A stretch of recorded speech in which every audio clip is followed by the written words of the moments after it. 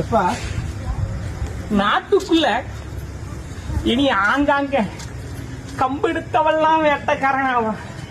அவரவருக்கு ஒரு கம்பு, அதுல ஒரு சாயக்கொடி. ஆமா, என் நாட்டை கலவர பூமியாக்கிடுவானப்பா.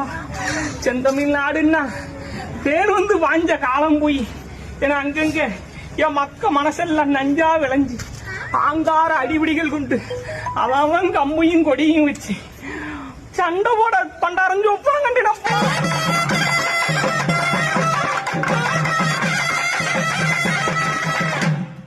அந்தந்த மக்க சூத பயன்படுத்துவதற்கு என் மக்க பூரா கொடிஞ்சட்டுமா.